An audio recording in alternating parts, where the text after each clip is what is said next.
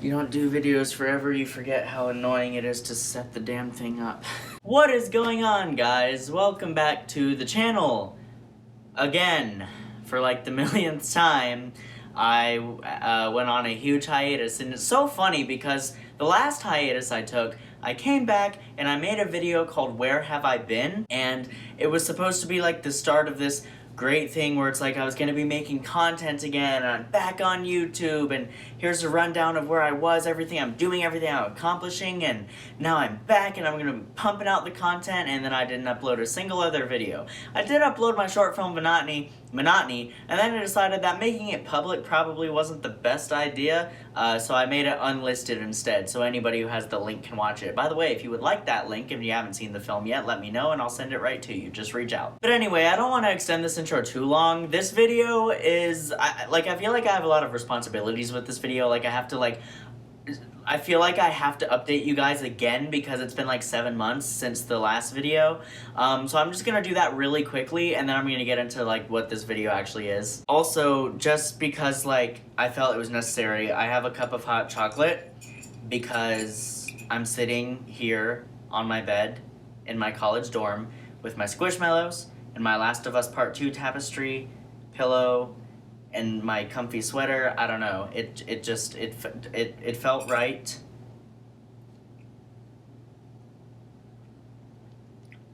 Just don't judge me, cause you know, it won't end well for you. Anyway, basically since the last video, I graduated high school. I performed overseas in Scotland in a show for the biggest international film, not film festival, the largest international theater festival in the world in Edinburgh, Scotland. I got to do that. I had a role in that show, and it was my last show with the Ocean Springs Theater Department, which I also talked about in my last video. Just go watch that last video. I'm trying to remember which side of the screen to... It's up there somewhere. Just go watch that video. That'll give you a full rundown of pretty much everything. But yeah, so after I got back from Scotland, I almost immediately had to come up here to Ohio, which is where I am now. I'm in Cleveland, Ohio at Cleveland State University, majoring or pursuing a BFA in Film and Media Arts. So that one of my dreams is coming true. I'm in film school and I'm pursuing what I love, and the majority of my school time now is almost nothing but film related stuff, so that's a dream. But also something very, very unfortunate happened on the way up here. A lot of my stuff, the vast majority of my stuff, we had in a tarp in the bed of my dad's truck, and we wrapped it up really good so that rain wouldn't ruin it. But it stayed out there overnight. Like when we got up here, we were staying at my grandmother's house. It stayed out there overnight and it rained, and we thought everything was gonna be fine because we wrapped it up really, really good. But no, the back of the truck flooded and everything got into the tarp, and pretty much half of my stuff got destroyed. So that's lovely. What was included in those things was some of my audio equipment, which is why I'm currently filming this on my phone and using the phone's microphone. My microphone and all that is okay, but the main thing that got ruined was my hub, like my audio interface hub, where I would plug in the microphone and have it record live on my laptop and GarageBand and all that stuff. That got ruined. Just that hub really was the biggest thing. My camera I think is okay. I haven't been back out there to pick it up yet. I had to let it dry out, because normally with electronics you let them dry out without turning them on first and it'll end up okay. But yeah, that's why it's like this. So I tried my best to make it look as good as I could with the resources I have at my disposal. But it's honestly kind of taking me back to the old days of my channel when all of my videos were filmed on an iPhone. Not this exact iPhone, but they were all filmed on an iPhone using iPhone audio. And honestly, it's not terrible. Like, I honestly think people don't really care too much about that kind of stuff. But rest assured, when I have my equipment back with me and I have the resources to use the better quality equipment, I absolutely will. I can't do this forever. But anyway, yeah, I'm here at college and it's been super great so far. I might make another video about that, but like I said, it's not the point of this one. Point of this one is to get back into the content that I usually make and what this channel is all about, movies and talking about media, reviewing and analyzing different types of media. and I was debating how I should go about making this video. There was so much going on in 2022. Once again, go watch that video that I was talking about. There was so much going on that I legitimately just did not have the time to review all those new releases and everything that came out in 2022, even though 2022 was a pretty kick-ass year for movies. It was a really, really good year for cinema. But like I said, there was just so much going on, I just didn't have time for everything. I still uploaded videos in 2022 when I could, but for the most part, my schedule was completely booked. So I started making a list of all the movies in 2022 that I didn't review or talk about in depth at all that I should make videos for, and I started making that list, and when I realized how many there were, I determined that it probably was not going to be the best idea to make an individual video for each and every one of them. That would take forever, and it might be good for views and traffic and everything like that, but like, I'm in college now, so it's like I have more time on my hands, but I don't have that much time on my hands. And also, I want to like get into new releases that are coming out this year, and I don't want to spend half the year only like making individual videos for each and every one of these movies, which I do have all of them listed right here. So I decided to make just this one long video where I just speed run it, go through every single movie on that list, and just give you my quick thoughts on it so that we can get back up to speed on them. So without further ado, let's get into it. Alright, first up we have The Menu. Oh my god. This movie was so good. I adored this movie. It stars Anya Taylor-Joy, who is probably my favorite actress currently, like when it comes to the modern day actresses that are really hot right now, in regards to like how many movies they're in, how many roles they're getting, how much work they're getting. Anya Taylor-Joy is probably my favorite. This movie was just an absolute thrill from beginning to end. I adored the premise. It's also just hilarious. Like, it's one of the funniest movies. It's one of the funniest thrillers of this nature that I've really ever seen. And those two genres are really hard to do right together, like in a single film. Like thriller and comedy, or like horror comedies, that shit's really hard to do, and they did it really, really well in this movie, I feel. It's really tightly paced, and it has one of my favorite endings of the entire year of 2022. I saw this alone in a theater, and when the movie ended, I almost started crying, not because the movie, not because I had, like, a sad ending or that it was, like, an emotional ending or anything, because it wasn't at all, but it was just, like, I was just so happy to be sitting in a theater watching an original movie that's standalone, not part of a franchise, not setting up sequels or anything. It's just its own standalone original film, gets in, tells its story, gets out, and that's that. And I was so happy not only to be sitting in a theater watching a movie of that nature, but I was also just so happy that the movie ended up also being really good, because, let's face it, there's a lot of original work out there that isn't part of some big IP that still isn't really that good. Like, originality does not equal quality, but this movie was original, it was quality, it had great performances, it was very well directed, really tightly paced, and it was also just freaking hilarious. Like, the satire in this movie is just genius. So yeah, I love The Menu, and I really can't talk that long about each and every movie on this list, otherwise we're going to be here forever. Next up is Kimi, K-I-M-I, if you're wondering, why did I feel the need, why? There was no need for me to spell... Anyway. This was a pretty good modern-day techno thriller. It's sort of like if Rear Window were to be, like, remade today with sort of like a modern technological twist, it would probably be something like this. I seem to remember the third act of this movie kind of falling off for me, though. It's honestly been a minute since I watched it, but from what I remember, very, very good performances, really innovative, like, directing and cinematography, pretty good pace, pretty good writing, really good setup. That's the thing I remember that was like the most memorable about this movie. Really good setup. It does a really good job at getting you like hooked and invested in the mystery that it's portraying. So yeah, really good movie, but it fell off in the third act for me. Next up is Glass Onion, the sequel to the incredible Knives Out. Little bit of an unpopular opinion. First time I watched Knives Out, I honestly didn't like it that much. Like, I was like, I mean, this is cool, I guess, but it's kind of like Daniel Craig is talking at me with a southern accent, and I don't know, it just, I don't know.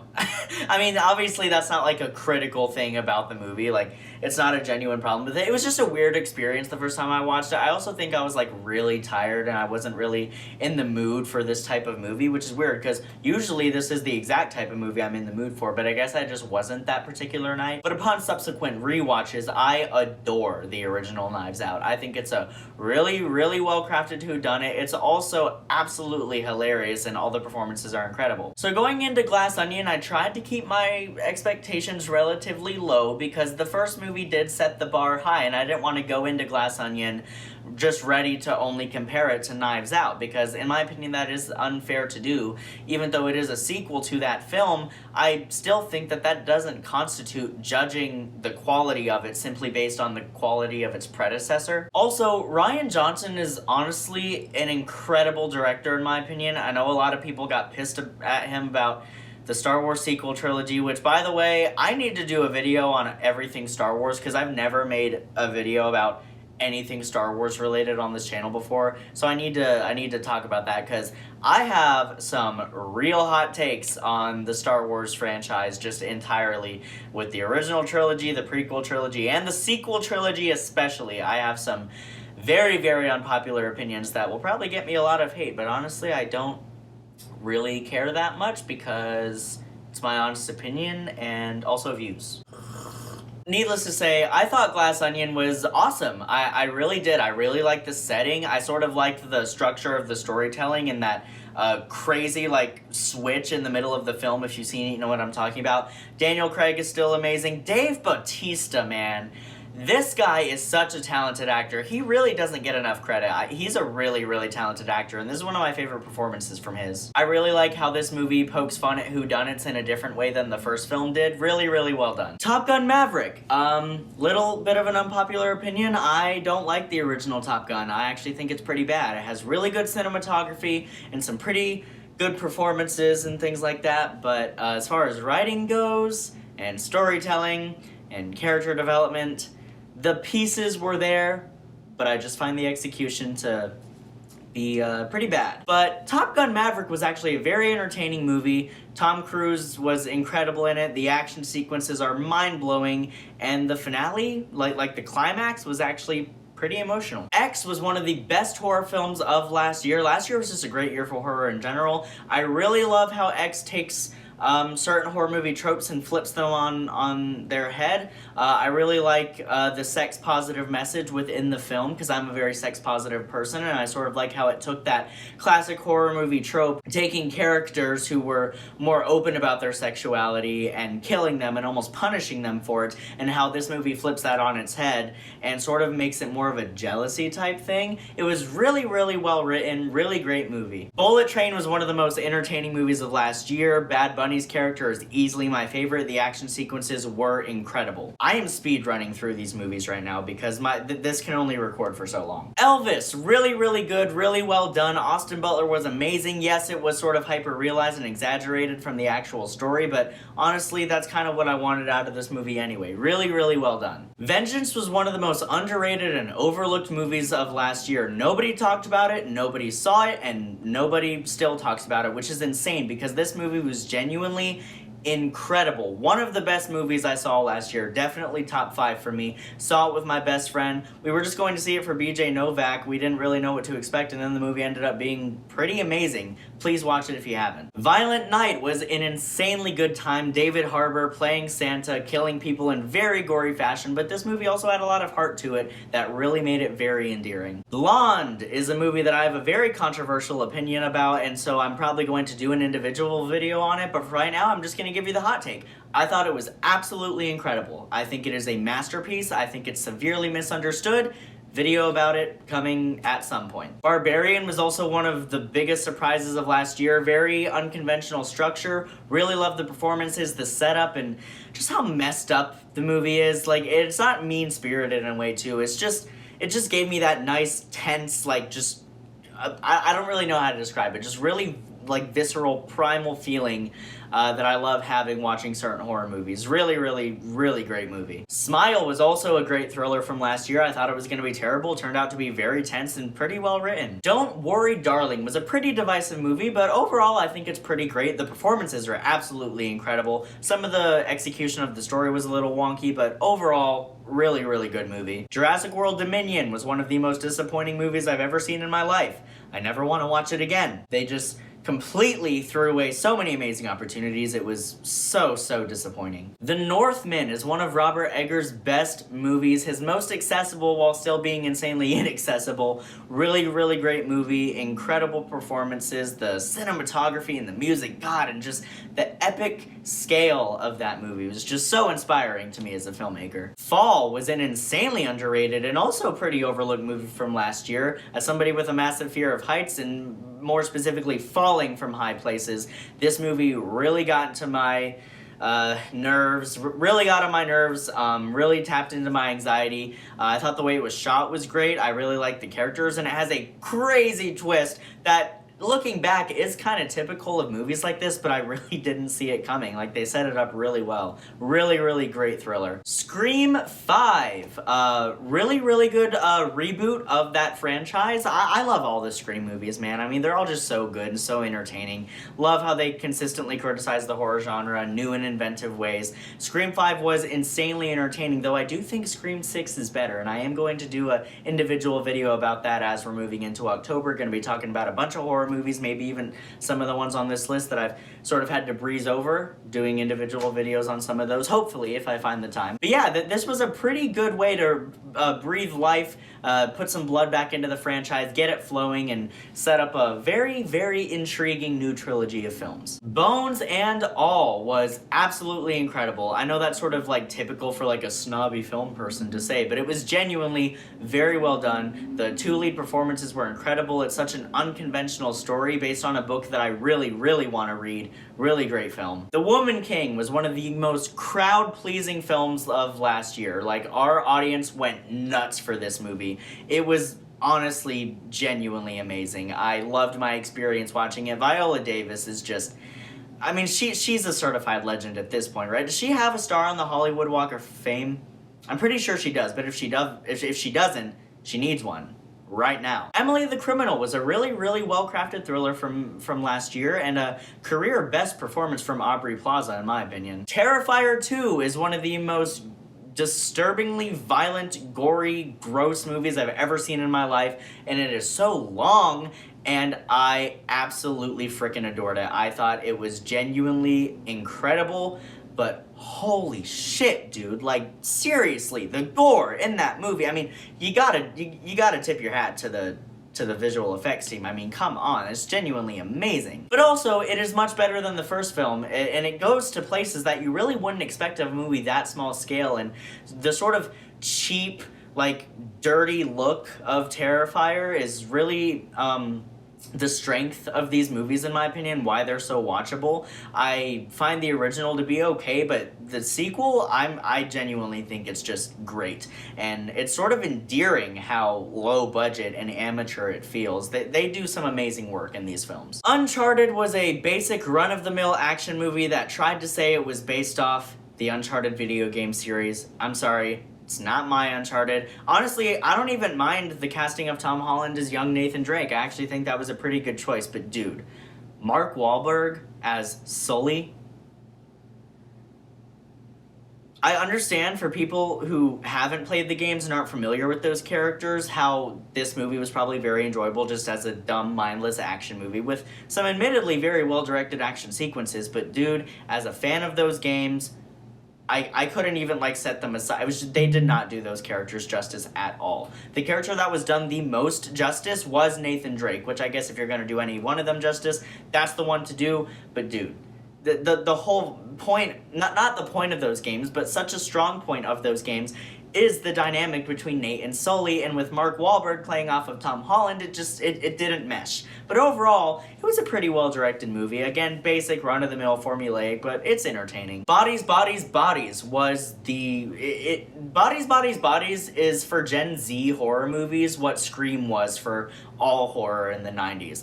very, very good social commentary and a very hyper-realized version of Gen Z, and it's honestly one of the funniest movies I've ever seen in my life, and it is intentional. And if you haven't seen it, won't give it away, but when it's revealed why all this stuff is happening, I just broke down laughing. It was absolutely ridiculous, and I adored it. Such a Gen Z thing, too. The Invitation was one of the most boring and poorly written movies of last year. I absolutely hated every minute of it, and I wish I never paid for a ticket. Death on the Nile was the sequel to the reboot of Murder on the Orient Express, which I thought was pretty good, and I thought Death on the Nile was even better. It was pretty entertaining, incredibly shot, and also Kenneth Branagh is just amazing as this character. He's such an incredible talent. Still haven't seen Haunting in Venice yet. It's actually kind of difficult for me to see new releases at the moment. Most of them I'm gonna have to catch on streaming, but I really want to see it, and this movie is very entertaining. Pretty run-of-the-mill whodunit, but like I said, it's entertaining. It does what it's supposed to do pretty well, even if it's not unique. The Lost City was absolutely hilarious. The chemistry between Channing Tatum and Sandra Bullock is just off the charts. It's astronomical. I mean, this movie was absolutely hilarious. It's so entertaining. I love that it was a just original rated R rom-com. We need more of those. Hollywood, please, we need more of those. It was such a good time. Absolutely adored every minute of it. Prey is probably my favorite Predator film aside from the original. I thought it was very, very well done, very unique for that franchise, an incredible lead performance, and the tension and the effects and the pacing, the writing, very well done. It was genuinely one of the most surprising movies of last year, and it sucks that it didn't get a theatrical run. Like, what the hell is Hollywood thinking? This movie would have killed it at the box office. Fantastic Beasts: The Secrets of Dumbledore was not great, but I really love some of the things that, like, finally just confirmed about the Dumbledore character. I thought they handled it pretty well. Mads Mikkelsen was incredible in the film, and the finale I actually thought was pretty good too. The climax of the film was pretty good, but overall, pretty forgettable, just like the rest of the Fantastic Beasts movies, honestly. Doctor Strange in the Multiverse of Madness was, like, everything I could ever want from a Sam Raimi film.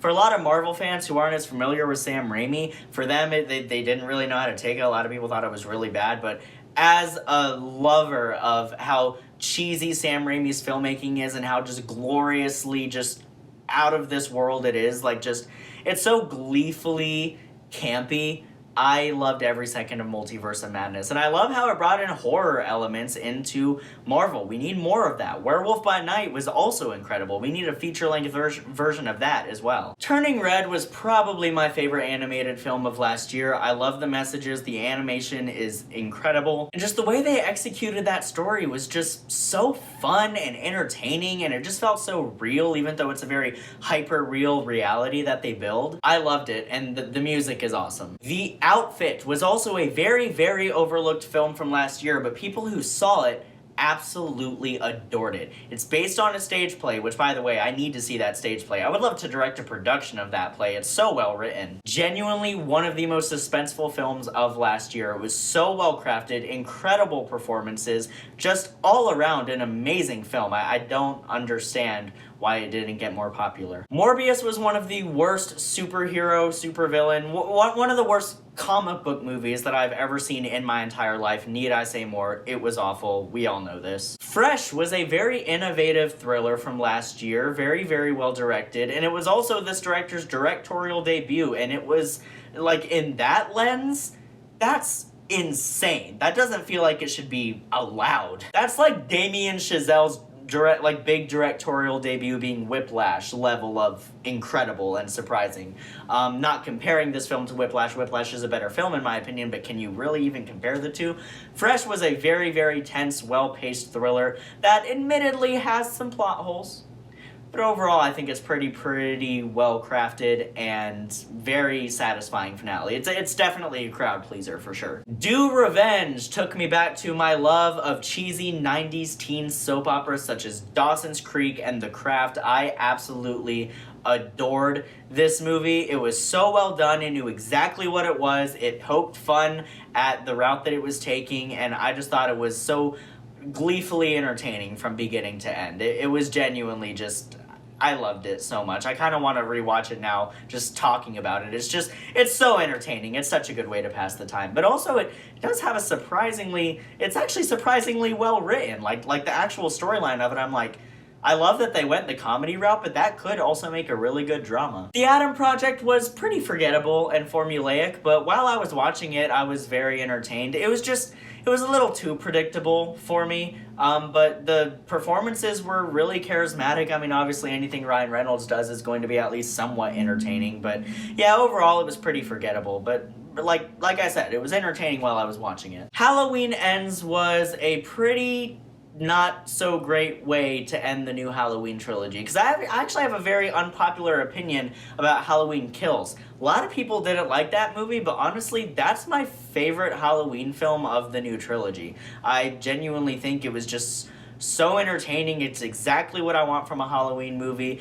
It's extremely simple. Yeah, there's not really a conclusive ending to it, but it's the bridge film between the 2018 one and Halloween Ends. Like, what did you expect? The whole Evil Dies Tonight thing is pretty cringe, and that's really my only issue with the movie. Other than that, I think it's very well shot. The visual effects team really outdid themselves, and it's just really entertaining and tense. It feels like classic John Carpenter to me. And while I found the opening scene of Halloween Ends to actually be quite good, like genuinely incredible, like one of my favorite opening scenes in the entire franchise, the rest of the film, it had some enjoyable moments, but just the execution of the arc was just, I don't know, it just felt extremely anticlimactic, just considering everything that the previous two movies had built up and how much excitement they had built. Even if people had their issues, there was a lot of excitement built up on the concluding chapter of this trilogy, and they kind of fumbled it. A horror movie reboot from last year that they did not fumble, though, was Hellraiser. Hellraiser 2022 is everything that I want from modern day horror films, especially body horror. Like, it's a very specific type of horror that Hellraiser is. And if a studio came to me and they were like, hey, how would you reboot Hellraiser for the modern day? Like, what would you do with the characters? What tone would it have? And what would you want to do with the villains, the antagonists? I'm trying to be vague just in case you're not familiar with Hellraiser lore. If a studio came to me and presented me with that, this is probably the type of movie I would want to see. If somebody just asked me, like, Xavier, what would you want to see in a Hellraiser reboot? This is it. This movie was everything that I wanted it to be and more. It sort of reinvigorated my love for Hellraiser, because honestly, I'm not that big of a fan of the Hellraiser franchise. I enjoy the original film for what it is, but I don't really care for many of the sequels at all. But now with this film, the original film and this film make a very, very good double feature, actually. I thought the characters were very well realized and well written and fleshed out. The special effects in the film are incredible. I found it scary. I found it thrilling. It was an all-around, just really well-done horror film. Like, it scared me. It did what it was supposed to do. It was tense, well-written, good characters. Yeah, I honestly loved it. Beast was the exact type of movie that I thought it would be, and all the better for it. This is a very good turn from Idris Elba, very good performance from him, and this is just the kind of movie you need every once in a while. It's the kind of movie I love watching, just a very bare-bones, white-knuckle, 90-minute thriller that takes place in one location with very few characters having to survive a terrifying situation. And this movie, while formulaic, it hit all those well-known beats pretty well, in my opinion. And also, the final fight between Idris Elba and the lion was genuinely incredibly done. Very, very good direction. Amazing special effects. Like, genuinely, this movie did not get enough recognition, attention, or credit for that. It was extremely, extremely impressive in regards to the special effects. That final fight was very well helmed. And overall, it was just everything I wanted it to be, and I loved it for that. And then there was Netflix's Texas Chainsaw sequel, reboot, requel, as the new Scream movies would call it.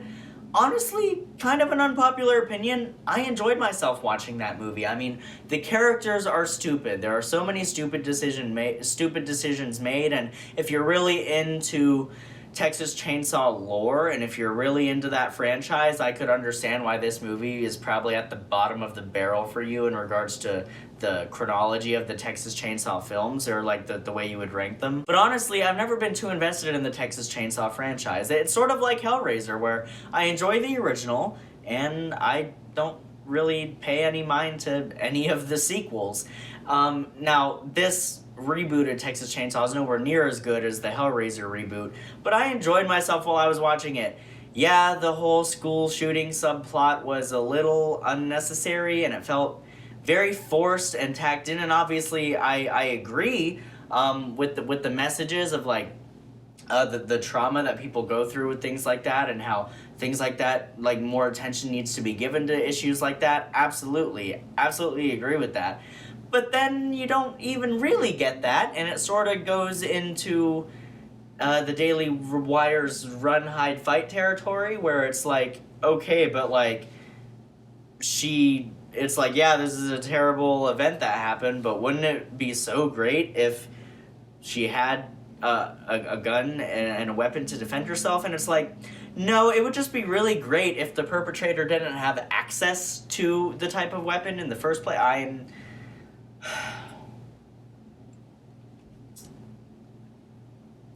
I'm just saying, as somebody who has been through the American high school education system, I went to class every single day in my high school career scared and wondering, like looking around, like wondering where the best hiding spot would be.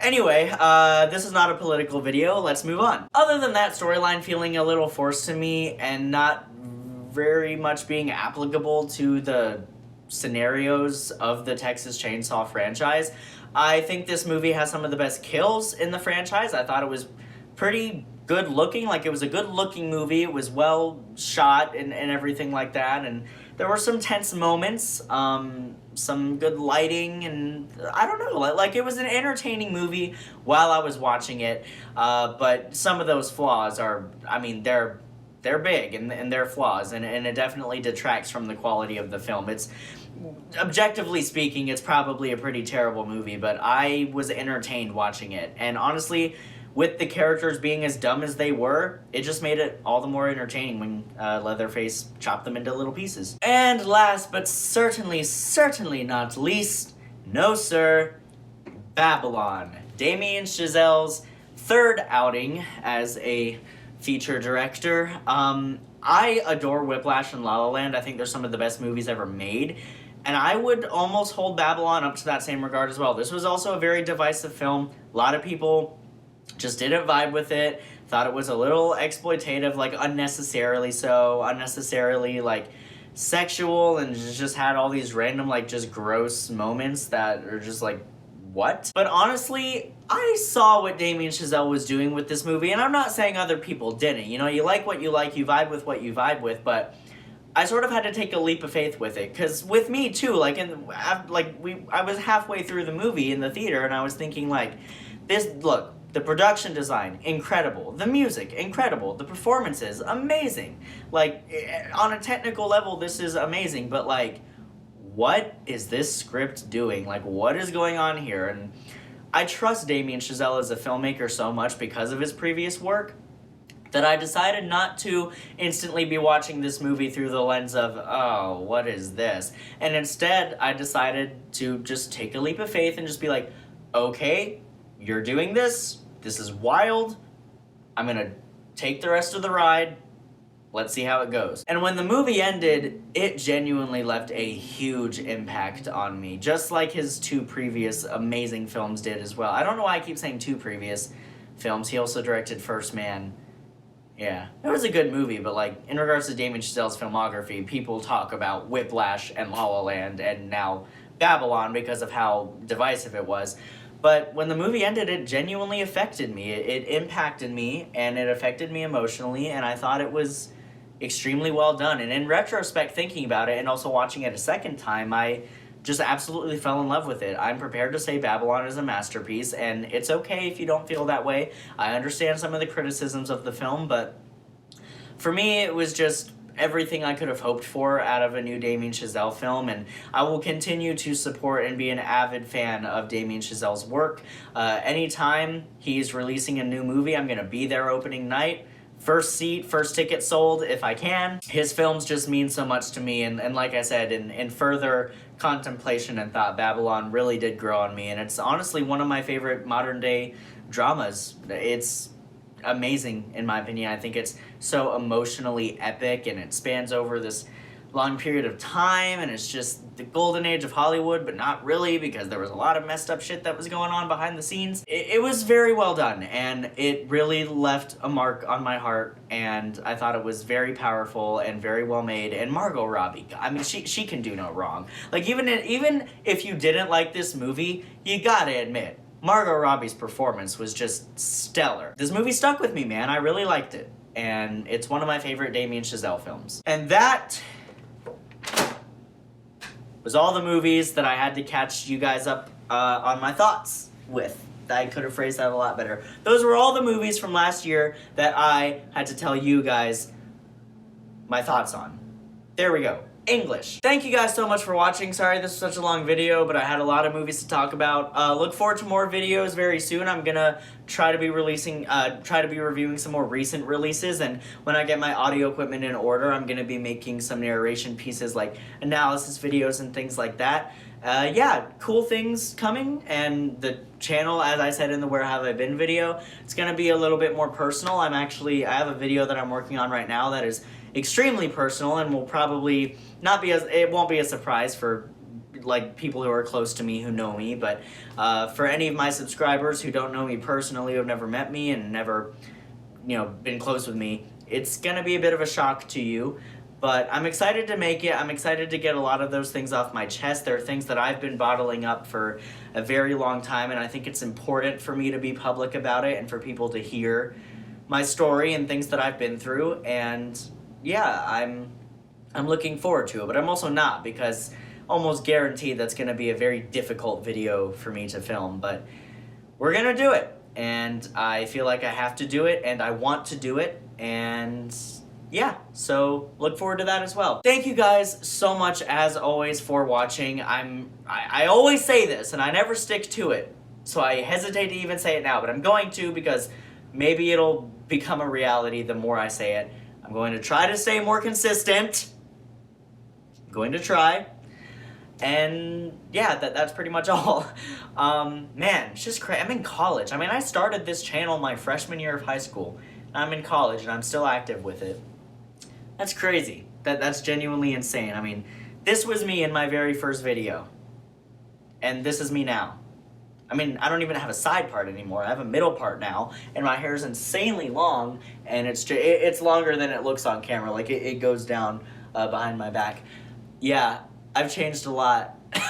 But yeah, thank you guys as always for watching. Look forward to more videos very soon. And as always, keep writing, keep shooting, and keep editing.